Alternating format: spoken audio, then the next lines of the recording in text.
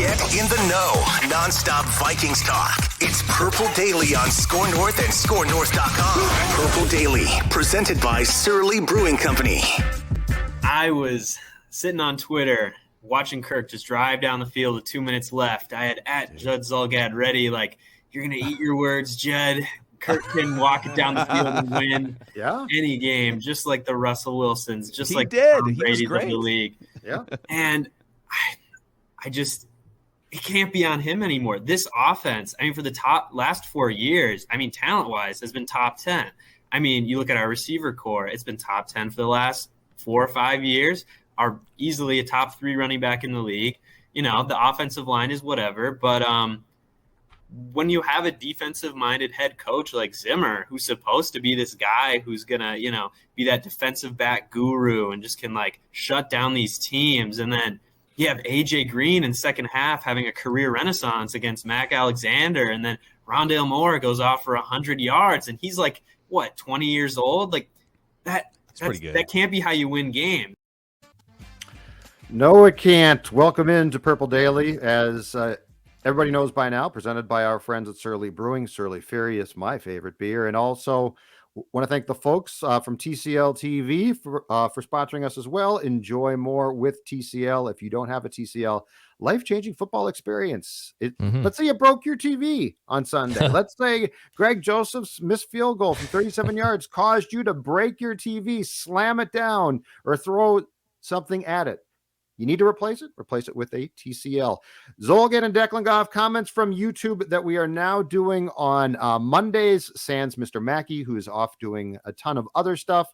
And Declan, should we get right to it? Should we get to the frustration and the comments from YouTube?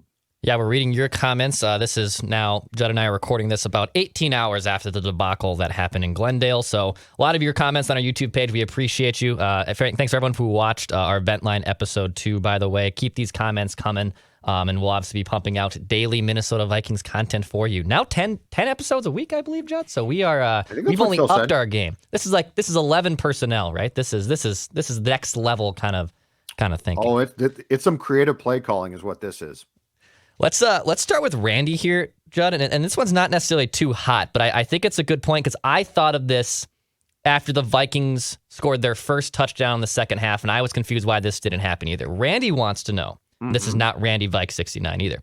Randy wants to know, why the hell didn't we go for 2 points? When Barry missed the PAT, I knew we were going to lose by 1. I believe the Vikings scored. Yes, excuse me. When Joseph missed the extra point, I believe the Vikings scored 2 touchdowns right in the second half. So I think they had 2 opportunities to possibly go for 2. Yep. Why didn't the Vikings at one of those points go for 2 points? I have no idea. Other than the fact that, well, I mean, Mike has done some stuff like that. So I don't know. I don't know why you wouldn't go for 2 with the way that your offense was functioning, with the fact that you can deploy, at least before he hurt his ankle, Dalvin Cook, Jefferson, Thielen, KJ Osborne, right? Like, there's enough reason to. I don't know. It is a mystery to me why you wouldn't try and get that point back. And of course, that point ended up being incredibly important, which you knew the second he missed the PAT. It would be, but yeah, it's a really good question. I have not seen the post-game transcript from Mike. I have not seen that question on it. He was asked about some of his strategic decisions, but I would have done it. I would have done it in a heartbeat. It would have gotten you. It would have gotten that point back right there. So unless there's something below the surface that I completely don't get, to me, it would have made a ton of sense. It would have. I'm a big proponent of going for 2. More teams are going for 2 points. It happened, I believe, even in the Ravens and Chiefs game last night. There was opportunities for them to go for 2, and they took it. And are you going to cash in every time? No, you're not. But I do think after you missed the first one, it just made sense to attempt to go for 2. No matter what, it's still going to be a 6-point or 1-point game with that little extra missed extra point. Shot. I'm with you. I definitely think you should have went for 2 at some point. Some people commenting, and I saw this on Ventline during the game when we were recording on Sunday afterwards, Declan can make a 30-yard field goal. I will say me and Greg Joseph have the same thing in common. I had the distance. I'm also wide right. I kicked a 35-yard field goal at the Super Bowl experience. I had the distance. I got no chance. I was just wide right. Okay. So I can't kick a field goal either, by the way. You can, so you can, though. You can, but you can just miss as well. I just missed. I don't think I could get the ball 35 yards in the air. So I did have the distance, but no. Okay. I cannot make a field goal for the Full YouTube disclosure. commenters. I'm proud of you. I just wanted self-awareness. I'm a big proponent of it. Matty Ice, not formerly known as Matt Ryan, wants to know. I think at this point, Zimmer has lost the locker room. Joseph will be in his own head next week. Something needs to be done before we fall into an 0-2 hole. Way too much talent for this. Judd, your comments of Matty Ice saying that Zimmer has already lost the locker room. You've seen locker rooms get disarrayed before in your beat writing days, but is it too premature, or is it spot on that we're trending that Zimmer has already lost the locker room? I don't think he's lost the locker room, because I think that to mean full-scale mutiny starts, and I don't think that that's the case here. I will say this. I believe that a lot of players have tuned Mike out, because that's the shelf life thing, right? He's in year 8, I believe. And, at some point in time in this era of sports, there gets to be a season where your message falls on deaf ears. And so I wouldn't say that he's like lost the players because it's a mutiny against Mike. That might come. I don't know. But what I will say is that it seems to me, especially with the way that they came out in game 1, like they weren't prepared. They were not prepared. They went through an entire training camp, played 3 exhibition games in which they didn't play particularly well. And then in week 1, in a very winnable game, came out, committed 10 penalties. They looked in disarray. So I would amend that statement to say, I do think that Mike has players that no longer listen to his message, which is not a good thing. That's a bad thing. It is a bad thing. Yeah, I just think, unfortunately, eventually messages do get stale, and you can be an old, I forget which exact vent line listener pointed this out, and it was brilliant. It might have been our last guy who was from Scotland, or I believe, that older head coaches like Andy Reid have adapted. They're old, and they've adapted. John Harbaugh's been in Baltimore forever, and he went from Joe Flacco, who couldn't move a muscle, to Lamar Jackson, had to change up their entire offense basically on the fly. And that was a team that won a Super Bowl about 5 years prior before drafting Lamar. Other coaches have figured out ways to get older and adapted. Pete Carroll, Sean Payton. Other teams have been able to do this, and I just don't know that Mike Zimmer has the ability, because he's too damn stubborn, to adapt to that next level of thinking in the NFL. And actually, and this translates perfectly to Mr. Pool's comment.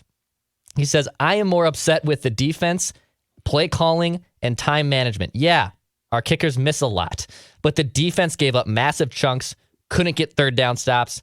Time management from Zim was predictably awful. Judd, is it safer to say to put more blame on the play calling and mismanagement from Mike Zimmer there in the loss to the Cardinals? Well, first of all, make the field goal. It's a 37-yard field goal, okay? I agree. Make the kick. And by the way, Rick Spielman, sign a guy that can make the kick. The repeating of this over and over and over is so tiresome. And it's so ridiculous that you try to put together winning football teams, and one piece of the team is not a football player. It's a kicker, which, as I said on our previous Purple Daily, is more akin to golf. And yet you continue down the cycle of having potentially fragile ego people trying to work for Zim. They know he doesn't like them. It's just a vicious cycle that never seems to end. But that being said, yes, the Mike Zimmer in game is not good at managing it. There have been times he's shown improvement, but overall, and yesterday was another example of this, Mike Zimmer in close games where he has to make a lot of snap decisions, which, by the way, I'm not saying they're easy, but you're paid big money to make those decisions, is not exactly great. And the defense, Dex, we talked about this. Not only does this defense now not look like a top 5 defense, which I think if you were going to go after Super Bowl had to be a top 5 defense, but this defense at times is hemorrhaging yards. And Mike says things yesterday post-game like, well, they did some good things. I guarantee you, if the offense had a decent day but made some key mistakes, Zimmer would not have been singing the same tune. He would have gone after them for their mistakes. But instead, because it's his defense, he's talking about, well, we did some good things too. Yeah, you did some good things, but you got done in the first half. And you had some players make nice plays. Danielle Hunter had a great day, but you also had, as a unit, you didn't do what you should have done. So I get the frustration from what you just read, but my starting point is make the damn kick. Just make the kick. Absolutely. Sean wants to know, I'm not sure who will be fired first during this season, but he thinks, including Rick and Zim, by the way, in that plan. I'm not sure who will be fired first this season, Rick Spielman or Mike Zimmer, but I think it's Rick. You take away his hands to make a bad win and now trade and try to save his job. Basically, he wants Rick Spielman fired before Mike Zimmer. Judd, would you, if you were a betting man, purple props, would you wager that Rick Spielman would be fired before Mike Zimmer? During the season, though, he said? Yeah. No way.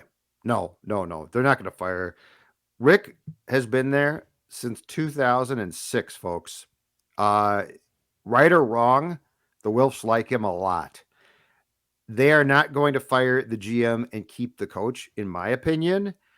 Could they both be dismissed after the season? Yes, absolutely. I wouldn't bet huge bucks on that, but that could take place. I'm not convinced either one gets fired during this season, but if one does, I think it's the coach. So, but then my question, as I've asked before, is who coaches this team? You don't really have a guy who's set to step into that role. Now you could just put an interim guy in there. I understand that. But Declan, I'm not sure what you think, but I don't think there's any way that the GM gets fired before the coach during the season. Highly doubt it, man. I actually think there might be some case to be made that if both these guys survive mid-season or the full season, that Rick Spielman could get axed first, and then they would address Mike Zimmer. I mean, the draft picks have stocked up. Mike Zimmer has been here a long time. There's loyalty to Mike Zimmer, I feel like, too, from the Wilfs, and there's definitely some loyalty to Spielman. Yeah. And he's been there longer. I get that. But I can see the case. If it was a mid-season firing of one of the two, I do think it's just more likely that Zimmer goes. Yeah, I think it's getting, if the season's a complete debacle and disaster, I think they both probably go. If it's not a complete debacle and disaster, I think Rick might survive and Mike does not. I just think the fact that they have a coach who can't really operate offensively in a league in which the quarterback is the most important player becomes by the day a bigger issue. I really do. And the kicker thing too is frustrating because it's partially driven by the fact that Mike is, so uptight about him. There's the trend of what has happened to their kickers is incredible, but I'll go back to Rick on that one as well, because you should have signed a guy who was in his prime, who might have cost you, but you know what, then you don't have to worry about it. But I don't think Rick gets fired in season. And I still think it's a fairly long shot that Mike does. Lastridge wants to know, and actually, I agree with him here, and I kind of disagreed. I didn't voice this to you or Phil during our Sunday episode, but I kind of disagreed with this statement from Phil, and I believe you as well. Lastridge says, "I don't care how pissed the Seahawks might be. We should be more pissed that we should be the more pissed NFL team of all the 32 teams over the last 2 decades." Now, I know you and Phil were talking about the missed field goal, but so do the Vikings. I actually think the Vikings will be way more pissed off than the Seahawks going into that home game. You were 0-2. You had 2 extremely winnable games. Yes, Seattle has reasons to be pissed off too. I'd be just as frustrated because the Seahawks fans and other people are probably singing a similar tune that we are on this loser Monday. But I could give a rat's bleep that the Seahawks are going to come in pissed. I think the Vikings are the team that should be more pissed when they take the field at US Bank in Week 3. I don't care who's pissed. My question is this: can the Vikings defense for 4 quarters stop the Seahawks? That's all I care about. Russell Wilson is an older Kyler Murray. Okay. So here's my question: 4 quarters, stop him. Not 3, not 2, not 1, 4. 4 bleeping quarters. Come out there and play like the defense that you're supposed to be. So I don't care who's mad and who's not mad. That doesn't help me one bit. What helps me is 4 quarters of the Vikings playing really well defensively and then obviously carrying the water offensively as well. But that's the most important thing. Come out there and stop somebody. You're playing at home, loud environment for the first time in a year plus. Wilson's a really good quarterback, but guess what? You are finally at home against the guy that beat you consistently in his stadium. So I don't even care about who's mad. I care about the fact that can the Vikings get the performance from their defense that they told us they were going to get when they signed all of these guys. And before I get to my next question here from Cartier, I do want to shout out, because I was able to get 2 rounds of golf in Saturday and Sunday. Shout out to the Vikings for playing a 3 o'clock game so I could get the sticks out after not playing over the last 3 weeks. And let me tell you that my game showed not playing for 3 weeks over the last on Saturday and Sunday. And I probably just should have hit up my friends at PXG, because I can't do this putter disaster anymore, Judd. I had to get a new grip. And get a new putter. Get a new putter. The new PXG, damn it. The grip is one thing, but it's the execution. It's the club. I'm gonna blame the coordinator here. This is so much more than just the quarterback. And I gotta go to my friends at PXG in Southdale Center in Minneapolis to help me get a new putter and maybe even a new club or two. Because 2 rounds of golf later, yeah, it was showing that I hadn't played in 3 weeks. And it's fall golf time. This is the most superior time to golf. And I need my friends at PXG to help out my game. So go check them out. PXG in Southdale Center. Cartier wants to know, Judd. Mm-hmm. The Vikings might be 0-3. Yikes. Percent chance that the Vikings are 0-3. He wants to know. What's the percent chance that you would put at the Vikings starting 0-3 against the Seahawks in week 3? Well, I mean, it's a tough team. Your defense so far has not shown the ability to shut down a team with a quarterback like this for an entire game. I'd put it at, the Vikings definitely have a chance to win. So I'm not going to say, I don't think the season's done, and I don't think that they suck. Are they disappointing right now? Absolutely. I'll put it at 35%. Something like 35? that. Yeah. Because I'm not convinced they're going to lose. And by the way, if they make the kick against the Cardinals, this discussion is entirely different. So it's disappointing. I thought the Bengals game was a disaster because of how the Vikings started in the first half. I wouldn't say Sunday's game by any means was a disaster. Would I have liked to see more from the defense? Yes. Is Kyler Murray really good? Yes. But the Vikings should win this game. They're at home. At home. I know. I'm so tired of, they don't beat the Seahawks. Well, first of all, that's on the road. And second of all, come home and win a damn game. Be 2-2. Win your next 2 games. Okay. Change the narrative. So 35%. I'm not giving up. It's frustrating to watch, but I'm not. It is frustrating. I got you. A couple more here. Jeremy says the Vikings are an average to below average team, just like Vegas said in the preseason. A lot of talent, but Vegas knows some cities just won't win. Joe, would you agree that the Vikings are just an average to below average team with their 0-2 record through the first 2 games of the season? It's hard to argue with it right now, but so the defense is not as good as I expected, and I don't know if it can gel or if guys like Patrick Peterson is just old. Bashad Breeland does not look good. How much does Anthony Barr eventually returning possibly against the Seahawks help? I don't know. The offensive line played better yesterday, but there is no question they should be above average. Like, they're taking a shot here. They're 0-2, but Declan, they're taking a shot. They have now 3 capable receivers, which they have not had for a long time. KJ Osborne is the real deal. That gives Kirk Cousins more options. If Dalvin Cook's ankle is okay, he remains an elite player.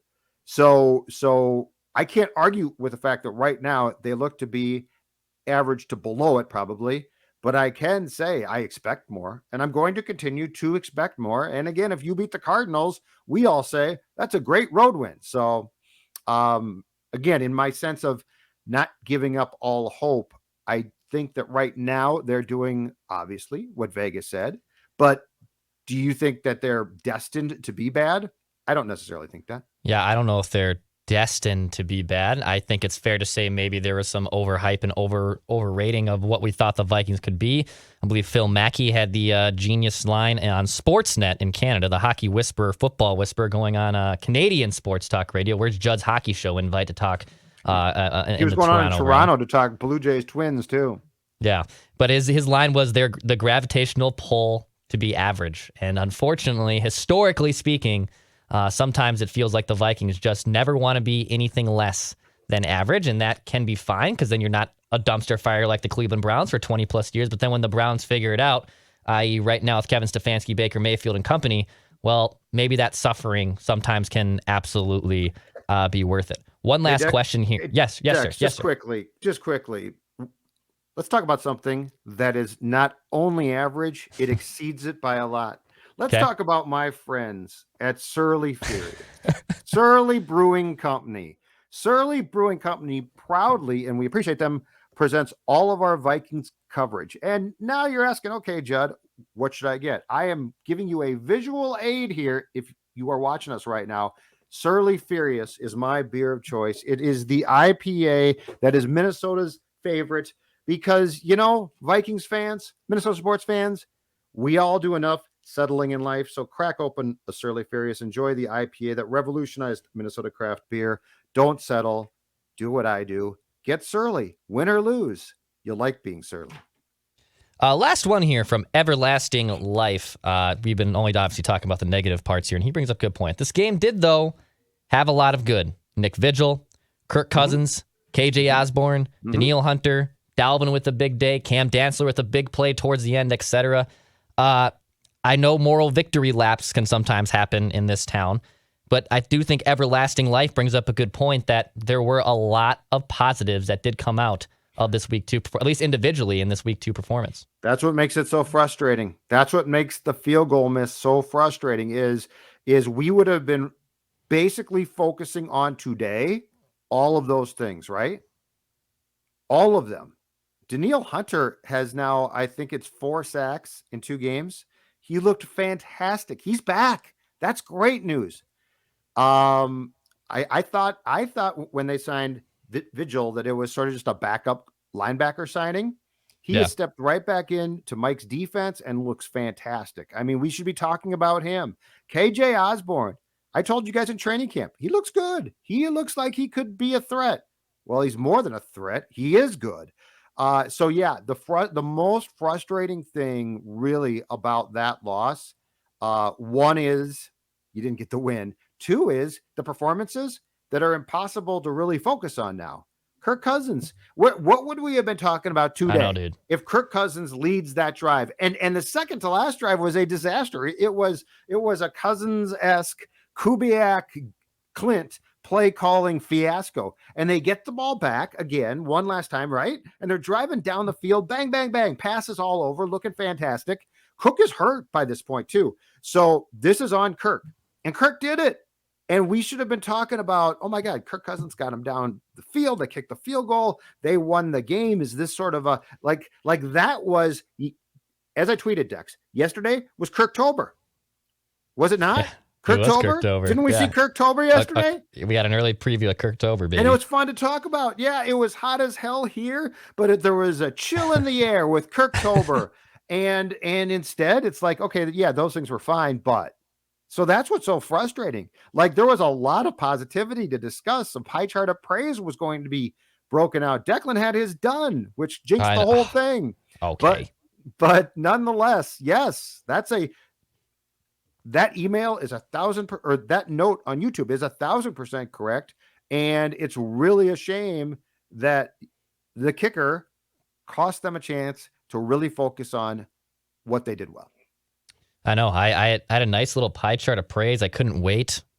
All the great slices of pies and that I had cooking up in my ingredients. And yeah, you can blame me. I don't care. If you think joking. I know. I'm more talking about other people. Jinxed it too. So. I'm no longer really believing too much in jinxes, but at the same time, if I can find a new scapegoat for the Minnesota Vikings franchise, I guess I'll wear it. I'll totally wear it sometimes. Just quickly. The Bengals game disgusted me because they came out so poorly, and that was just inexcusable. Yesterday's game is it's too damn bad. Like a kicker again, really? Like we're going to have to go back to this. There have not been as many Friday the 13th sequels of horror as there have been Vikings kickers screwing you. No. I know. It was so weird just watching that I didn't get pissed. There was that doom and gloom feeling of I don't feel until I see that ball through the uprights. Yeah, you should. I have no confidence that this is going in.